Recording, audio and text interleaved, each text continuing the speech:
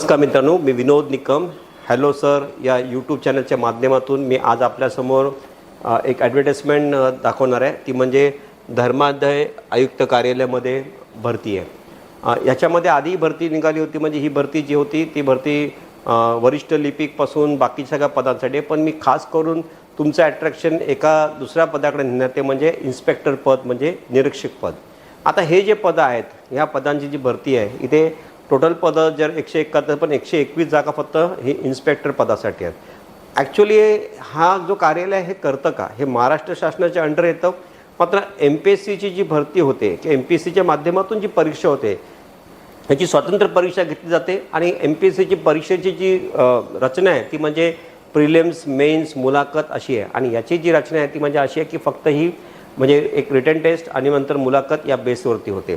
त्यामुळे ह्याच्यामध्ये exam fees आणि त्यांच्या क्वालिफिकेशन क्रायटेरिया, एज लिमिट आणि फॉर्म भरण्याची अंतिम तारीख वगैरे जर बघितलं तर तुम्ही ह्या पद्धतीचे जर अर्ज MPSCची तयारी करत असतील किंवा इतर कुठल्या आस्थापनेची तुम्ही तयारी करत असाल, तर अशा भरतीची जी म्हणजे परीक्षा असते ती जास्त इझी पडते आणि तुम्ही ती पास करणं तुम्हाला सोपं जातं. तर आता आपण बघूया की ह्या भरतीसाठी नक्की काय तुम्हाला क्वालिफिकेशन क्रायटेरिया दिलेलं आहे. आता याच्यामध्ये जी पदं दिलेली आहेत ते पदांच्या बाबतीत तुम्ही बघा, ही 121 पदं आहेत. म्हणजे गट क या कॅटेगरीमधली ही पदं आहेत. आणि तुम्हाला माहिती असेल की MPSCमध्ये जसं सेलटॅक इन्स्पेक्टर वगैरे त्याच्यामध्ये एकाच दुसरा ग्रेड खाली याचा स्केल असेल. आणि ह्या पदांसाठी जर तुम्ही प्रोसिजर बघितली तर ही 5-6 महिन्यामध्ये होणार आणि लवकरात लवकर भरती होईल. मात्र याच्यासाठी जे इच्छुक विद्यार्थी आहेत त्यांनी ही जाहिरात एक सिरियस म्हणून घेतली पाहिजे.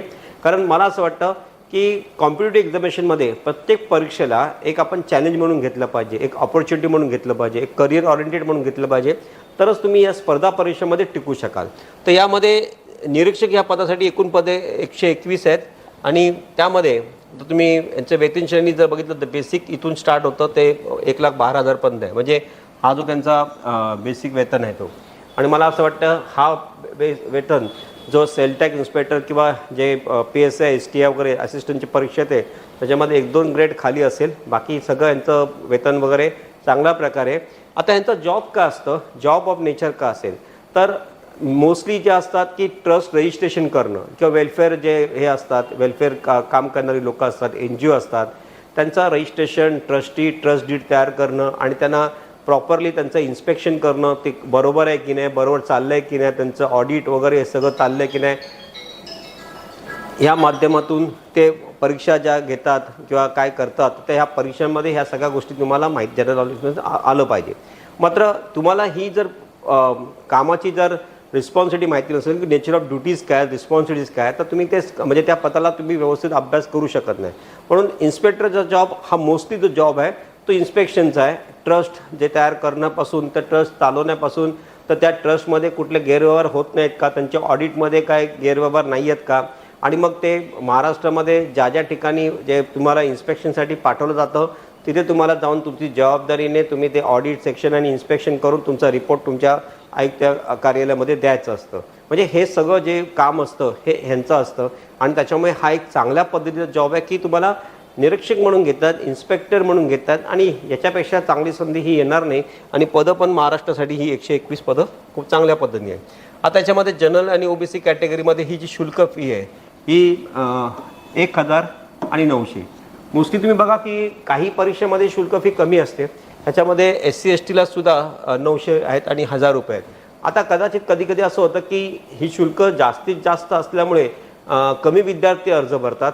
आता हा एक म्हणजे आपण असं म्हणू शकत नाही की हे बरोबर आहे. पण कॉम्पिटिटिव्ह एक्झामची तयारी करणाऱ्या विद्यार्थ्यांसाठी जर तुम्ही बघितलं तर कधी कधी असं असतं की कॉम्पिटिशन कुठे कमी होईल, कुठल्या कारणास्तव होईल. कारण प्रत्येक परीक्षेला शुल्क घेतली जाते. मात्र इथे दोघांसाठी शुल्क जास्तच आहेत, 1,000 रुपये आणि इथे फक्त SC STमध्ये 100 रुपये कमी, 900 रुपये. त्यामुळे कॉम्पिटिशन कमी होईल, अर्ज कमी भरले जातील आणि त्याच्यानंतर पण ते स्क्रुटिनी करतील ते. आणि त्याप्रमाणे त्यांना जसं आता एक्झाम्पल लाखो अर्ज आले तर त्यांनी त्याची एक प्रोसिजर पण दिली आहे की कशा प्रकारे स्क्रुटिनाइज करतील आणि किती उमेदवारांना ह्या परीक्षेला बसण्यासाठी ते पहिले एलिजिबल करतील. आता त्याच्यानंतर माजी सैनिक आणि दिव्यांग सैनिक जे आहेत त्यांना शुल्क नाही आहे. म्हणजे इथे हँडिकॅप लोकांना शुल्क नाही आहे. आणि पेमेंट फक्त ऑनलाईनच होणार आहे. तर हे सगळं लक्षात घ्या की पेमेंटची दुसरी कुठली ऑप्शन नाही आहे, तुम्हाला ऑफलाईन ऑप्शन नाही आहे, तुम्हाला ऑनलाईन, आणि आता सर्व ऑनलाईन ऑप्शनच ठेवतात. त्याच्यामुळे या बाबतीत तुम्हाला बघायला लागेल की ऑनलाईन ऑप्शन्स हे तुम्हाला असले पाहिजेत. आणि त्याच्यामध्ये तुम्ही जेव्हा ह्या परीक्षांचे अर्ज भरता त्यावेळेला या सगळ्या गोष्टी ज्या आहेत, ज्या कॅटेगरी वाईज आहेत, तुम्हाला सगळ्या आल्या पाहिजेत. आता यांची हे मेन आहे, अर्ज भरण्याची तारीख जी आहे ती 11/9/2025ला सुरू झाली. अर्ज भरण्याची अंतिम तारीख जी आहे ती 3 ऑक्टोबरला संपते आहे. मला वाटते 2 ऑक्टोबरला दसरा आहे. त्यामुळे तुम्ही असा विचार करा की ह्या पिरियडमध्ये अर्ज फार कमी भरले जातात, म्हणजे नवरात्री उत्सव सुरू आहे. आणि मला असं वाटतं की जे विद्यार्थी ह्याचं प्रिपरेशन करतात त्यांना हे माहिती असेल की आपल्याला ह्या सगळ्या गोष्टी इम्पॉर्टंट नाही आहेत. आपल्या सगळ्या गोष्टी महत्त्वाचं आहे की जेव्हा परीक्षेची अंतिम तारीख असते ते वेळेवरती अर्ज भरले पाहिजेत. की 3 तारखेला लास्ट डेट असेल म्हणून तुम्ही थांबा आणि अजूनपर्यंत तुम्ही वाट बघा असं नको, कारण याची परीक्षासुद्धा लवकरच होणार आहे. आणि या प्रकारच्या भरतीसाठी जेव्हा आपण इच्छुक असतो, जेव्हा प्रिपरेशन करतो, त्यावेळा जास्तीत जास्त विद्यार्थी MPSCकडे जे तयारी करणारे विद्यार्थी असतात त्यांनी जर हा अर्ज भरला तर कॉम्पिटिशन वाढू शकते. त्यामुळे तुम्ही आधीपासून याची तयारी बघून घ्या आणि प्रिपरेशनसाठी तुम्ही तयारी करा. आता हा जो चॅरिटी कमिशनरचा जो वेबसाईट आहे charity.maharashtra.gov.in, याच्यामध्ये ऑफिशियली जाऊन तुम्ही हा अर्ज भरू शकता ऑनलाईन पद्धतीने. सगळ्यात महत्त्वाचं म्हणजे या सगळ्या प्रिपरेशनसाठी तुम्हाला त्याचे सिलेबस पण दिलेलं असेल. फक्त आपण एक ग्लान्स बघूया की परीक्षा एकच परीक्षा होणार आहे आणि ही परीक्षासुद्धा ऑक्टोबर ते नोव्हेंबर याच्यामध्ये होणार आहे. म्हणजे साधारणतः तुम्ही बघितलं ती परीक्षा पण फास्ट आहे, ऑक्टोबर-नोव्हेंबर, आणि रिझल्ट साधारण 2 ते 3 महिन्यात लागतं. म्हणजे तुम्ही डिसेंबरपर्यंत हा रिझल्ट एक्सपेक्ट करू शकता. 2026च्या नवीन वर्षामध्ये मार्चच्या आधी तुम्हाला ही संधी म्हणजे जॉबची संधी उपलब्ध होऊ शकते.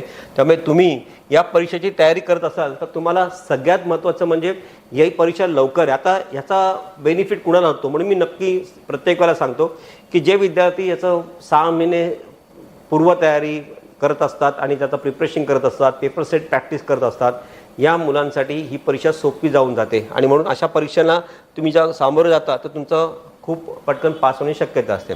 आता या परीक्षेमध्ये पेपर वाईज तुम्ही जर बघितलं तर त्यांनी पेपर वाईज सांगितलेलं आहे की मराठी, इंग्रजी, बुद्धिमत्ता चाचणी, टेस्ट ऑफ रिजनिंग, सामान्य ज्ञान, आणि त्यांनी हा जो पॅटर्न दिलेला आहे तुम्ही बघा की टोटल 25 प्रश्न आणि क्वालिफाईंग मार्कसुद्धा दिलेले आहेत, 15 मार्क दिले. म्हणजे जवळजवळ तुम्हाला इतके मार्क रिटर्न टेस्टमध्ये मिळाले पाहिजेत. म्हणजे तुम्ही असं धरून चालू नका की 25मध्ये 15 मिळालं म्हणजे मी क्वालिफाय झालो. क्वालिफाय होणं म्हणजे जसं 100मध्ये 35% मिळाले म्हणजे मी पास झालो, याला क्वालिफाय म्हणतात.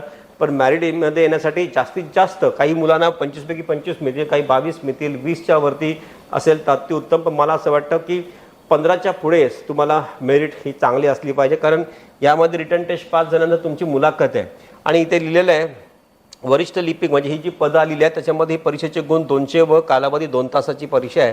म्हणजे परिपूर्ण तुम्हाला ह्याची प्रिपरेशन आहे आणि 45% गुण प्राप्त होणं गरजेचे आहे. म्हणजे ओव्हरऑल जरी तुम्ही ही परीक्षा जर तुम्ही बघितली तर ही 100 मार्काची परीक्षा होईल समजा, तर 100मध्ये 45 मार्क तुम्हाला मिळणं आवश्यकच आहे. जरी तुम्ही क्वालिफाय झालात तर तुम्ही हे 4 पेपर बघितले तर तुम्हाला 15-15 मार्क म्हणजे 60% आहेत, म्हणजे ते मिनिमम आहेत. आता कधी एखाद्या परीक्षेमध्ये क्वालिफाय करताना तुम्हाला ह्या म्हणजे हे परीक्षेचे गुण 200 पकडले गेले. म्हणजे त्यांनी काय केलं की याची परीक्षेला एका प्रश्नाला 1 क्वेश्चनला 2 मार्क्स दिलेले आहेत. ओके, म्हणजे ही परीक्षा होण्यासाठी ते एका क्वेश्चनला त्यांनी सांगितलं की जवळजवळ 2 मार्क आहेत. आता ह्याच्यामध्ये तुम्ही 45% गुण म्हटले तर तुम्हाला 90 मार्क जर पाहिजे, बरोबर आहे. आणि इथे 15-15 म्हणजे 60 मार्क झाली, बरोबर आहे. म्हणजे 90% जर तुम्हाला पाहिजेत तर तुम्हाला याच्यावरती तुम्हाला जावं लागेल, तुम्हाला ही मेरिट इथपर्यंत येऊन चालणार नाही. तर या परीक्षेमध्ये ही जे पेपर आहेत मराठी व्याकरण किंवा मराठीमध्ये जसं इंग्लिशमध्ये आपण कॉम्प्रिहेन्शन टाईप प्रश्न होतात, संदर्भसहित स्पष्टीकरण द्यायचे असतात, ग्रामॅटिकल्स असतात मराठीमध्ये, काही वाक्प्रचार असतात, म्हणी असतात. आणि ह्या सगळ्या प्रकारचे जे प्रश्न जेव्हा तुम्ही वाचता किंवा पत्रलेखनमध्ये तुम्हाला ज्या गोष्टी असतात त्याच्यामध्ये जर तुमचं मराठी व्याकरण चांगलं असेल, कॉम्प्रिहेन्शन टाईप असेल किंवा तुम्हाला फिल इन द गॅप्सच्या प्रश्न असतात त्या टाईपचे प्रश्न असतील तर ती प्रश्न तुम्हाला पेपर सेट जे MPSC भरतीसाठी लिपिक पदासाठी किंवा तुम्ही निरीक्षक पदासाठी जे व्याकरण असतं प्रिलिम्सला त्या टाईपचे पेपर सेट सॉल्व केल्याने तुम्हाला नक्कीच ह्याच्यामध्ये यश मिळेल. तर ह्याच्यासाठी तुम्ही सिलेबस पण बघून घ्या. तुम्हाला तो मी वेबसाईट दाखवली आहे, त्याच्यामध्ये हा सिलेबस मिळेल. यासाठी आपण परत एकदा लेक्चर घेऊ, पण फक्त आता मी तुम्हाला एक फॉर्मल आयडिया देतो. दुसरं म्हणजे इंग्रजी हा विषय तर कॉमनच आहे. आता हा विषय जो तुम्ही इंग्रजी विषय म्हणता, त्या इंग्रजी विषयामध्ये सगळ्यात महत्त्वाचं म्हणजे ग्रामॅटिकल तुम्हाला एरर्स, स्पॉटी errors, grammatical mistakes, comprehension type, paragraphs, ह्या सगळ्या गोष्टी याच्यामध्ये फार इम्पॉर्टंट असतात. जेव्हा तुम्ही अशा टाईपचे प्रश्न अटेम्प्ट करता किंवा अशा टाईपचे क्वेश्चन अटेम्प्ट करता, त्यावेळेला तुम्हाला इंग्लिशमध्ये तुमचं रीडिंग स्पीड चांगलं पाहिजे. आणि मला असं वाटतं बँकमध्ये, रेल्वेजमध्ये, इन्शुरन्समध्ये, स्टाफ सिलेक्शन या सगळ्या ज्या परीक्षा आहेत, आता रेल्वेज जर सोडली तर बाकी सगळ्या परीक्षांमध्ये इंग्रजी हा विषय फार महत्त्वाचा असतो.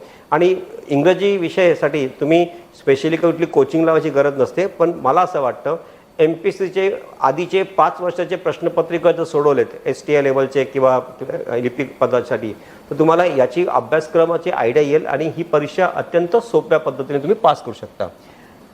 दुसरी आहे बुद्धिमत्ता चाचणी, test of reasoning. Test of reasoning म्हणजे तुम्हाला असं माहिती असेल की याच्यामध्ये अल्फाबेटिकल सिरीज, रिझनिंग क्वेश्चन्स, नंतर सिटिंग अरेंजमेंटचे क्वेश्चन्स किंवा तुम्हाला डायग्रॅमॅटिक क्वेश्चन्स, याच्यावरती number series, missing numbers, complete the series, अशा टाईपचे क्वेश्चन जास्त येतात. आता ह्या टाईपचे प्रश्न अटेम्प्ट करणं म्हणजे लॉजिकल रिझनिंग पॉवर लागते. आता तुम्हाला 2 तास म्हणजे पुरेपूर टाईम दिलेला आहे. 100 प्रश्नाला 2 तास म्हणजे काही टाईम कमी नाही आहे. कारण तुम्ही बँकेची परीक्षा बघाल तर इंग्लिश विषय जो असतो 35 प्रश्न त्याला 20 मार्क असतात. समजा मॅथ्सचे 35 प्रश्नाला 20 मार्क म्हणजे 20 मिनटं असतात. रिझनिंगचे 35 प्रश्नाला पण 20 मिनटं असतात आणि इंग्रजीच्या 30 प्रश्नाला 20 मिनटं असतात. तर ते 20 मिनटामध्ये तुम्ही 35 प्रश्न सोडवता. इथे तुम्हाला 2 तासामध्ये ही 100 प्रश्न सोडवायचे आहेत, जेणेकरून तुम्हाला 45% प्लस गुण मिळाले पाहिजेत. 60-65% जर तुम्हाला मिळाले या परीक्षेमध्ये तर तुम्हाला चान्सेस जास्त आहेत. त्यामुळे तुम्ही मेरिटमध्ये जाण्यासाठी तुम्ही 45% बघू नका. तुम्ही याच्यामध्ये जाण्यासाठी तुमची जास्तीत जास्त मेरिट असली पाहिजे की जवळजवळ तुम्हाला 60 to 65% वरती प्लस मिळेल अशी तुम्ही जरा बघा. कारण 200 मार्काची परीक्षा असेल तर त्याचे 130, 120च्या वरती, 120, 130च्या प्लस मार्क जर मिळाले त्या परीक्षेमध्ये तुमचे रिटन टेस्ट पास होऊन मुलाखतीमध्ये जाण्याचे चान्सेस जास्त आहेत. सामान्य ज्ञानमध्ये तुम्ही जेव्हा MPSC लेवलची परीक्षा देता तेव्हा तुम्ही त्याच्यामध्ये तुम्हाला करंट कंडिशनचे गेल्या 6 महिन्याचा तुम्हाला करंटचा अभ्यास असणं आवश्यक आहे. नंतर GK वरतीचे प्रश्न असतात. मग त्या प्रश्नांमध्ये महाराष्ट्राचा भूगोल, महाराष्ट्राचा इतिहास, जगाचा भूगोल, जगाचा इतिहास, ह्या सगळ्या गोष्टींवरती जेव्हा तुम्ही स्टडी करता त्यावेळेला तुम्हाला एक आयडिया येते की आपण पास्ट पेपरमध्ये जास्तीत जास्त स्ट्रेस कुठे दिलेला आहे. जसं स्पोर्ट्स, इव्हेंट्स, कल्चर्स किंवा सायंटिफिक डेव्हलपमेंट्स, अवॉर्ड्स, ह्या सगळ्या गोष्टीवरती प्रश्न नक्कीच विचारले जातात. आणि 25 प्रश्न असल्यामुळे जास्त तुम्ही तयारी करताना कुठल्या टॉपिकवरती जास्त कराल, कुठल्या टॉपिकवरती कमी कराल असं नाही आहे. कारण प्रत्येकाला प्रश्नांची त्यांनी जो सिलेबस दिला आहे त्याच्या बाहेर पण प्रश्न, म्हणजे आपल्याला असं वाटतं की सिलेबस आहे, कारण सिलेबस हा वास्ट असतो.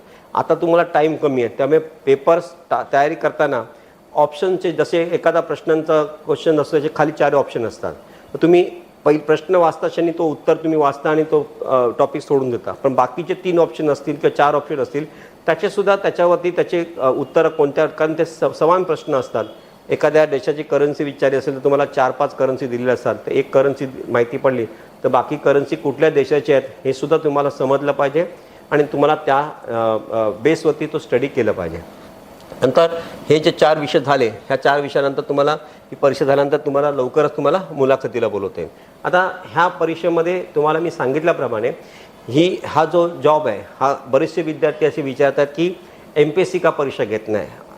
धर्मायुक्त हे सेपरेट बॉडी आहे, ही इंडिव्हिज्युअली बॉडी आहे आणि महाराष्ट्र शासनाच्या अंडर येते. त्याच्यामुळे ह्यांची भरती, यांच्या सगळ्या ज्या गोष्टी आहेत त्या शासनाच्या अंडरच येतात. मात्र ही स्वतंत्र बॉडी असल्यामुळे यांना पूर्णपणे स्वायत्ता दिलेली आहे. जसं तुम्ही ट्रस्ट रजिस्ट्रेशन करणं, त्याच्यावरती नियंत्रण ठेवणं, रजिस्ट्रेशनसाठी तुम्हाला तिकडे आयुक्त बसलेला असतो, त्याच्यासमोर तुम्ही हिअरिंग देणं, या सगळ्या गोष्टी झाल्यानंतर ज्या ट्रस्ट फॉर्म होतात त्याच्यानंतर बरेचसे डिस्प्यूट पण होतात. त्या डिस्प्यूट्समध्ये बऱ्याचशा गोष्टी आपल्याला पण होतात. तुम्ही बघा की बरेचसे असे ट्रस्ट ओपन झाले, बंद होतात आणि त्याच्यामुळे निरीक्षक याची जी भूमिका असते ती अत्यंत महत्त्वाची असते.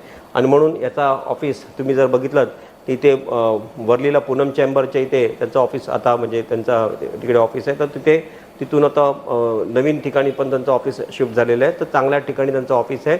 महाराष्ट्र शासनाची जी बिल्डिंग आहे त्याच्यामध्ये तुम्ही जाऊन बघितलं तर ह्या धर्मायुक्तच्या कार्यालयामध्ये तुम्हाला अनेक प्रकारचे कामं करताना लोक दिसतील आणि त्यांची आता ही भरती अनेक वर्षानंतर निघाली आहे, त्याचा तुम्ही लाभ घ्या. तर ही संपूर्ण माहिती तुम्हाला मी आता दिलेली आहे. ही शॉर्ट माहिती होती. ह्याच्यामध्ये डिटेल्स तुम्हाला सिलेबसवरती, पेपर सेट्सवरती माझ्या यूट्यूब चॅनलला तुम्ही जाऊन खाली डिस्क्रिप्शन लिंकमध्ये जाऊन तुम्ही बघा. माझा हॅलो सर ह्या यूट्यूब चॅनलमध्ये मी अनेक मॅथ्स, इंग्लिश वगैरे ह्या सगळ्या विषयावरती माहिती देत असतो. बँकेच्या परीक्षांच्या, इतर परीक्षांची माहिती देत असतो. मला असं वाटतं की ह्या महाराष्ट्रातल्या मराठी तरुणांना आणि तरुणींना या परीक्षेसाठी तयारी करण्यासाठी माझा चॅनल फार उपयुक्त आहे आणि तुम्ही याच्या माध्यमातून तयारी करा. आणि येणाऱ्या काळामध्ये नवीन काहीतरी जाहिरात किंवा नवीन काहीतरी मॅथ्स किंवा कोणत्या विषयाचा असेल तो नक्कीच तुमच्यासमोर सादर करेन. तोपर्यंत तुमची रजा घेतो. Thank you very much.